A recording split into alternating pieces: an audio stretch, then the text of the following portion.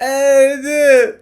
Hey, man. Hey, How you doing, Atelston? What's going on, man? It's so oh good to the see you, man. whoa, the all-encompassing Jimmy Falcon himself. Now I'm seeing you. I'm seeing you sideways right now. Okay, how's this? Better? Is that better? I have to I have to introduce you because you're quite a guy.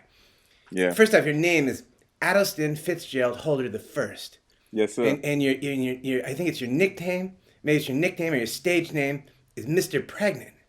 Yes, sir. Is it? Tell me about the Mr. Pregnant part. You know, the Atelston part I could figure out later, you know, but who's this Mr. Pregnant guy, you know what I mean? Yeah, the all-encompassing Mr. Pregnant is a metaphor for full of it. That was like my online sobriquet on What is the relationship?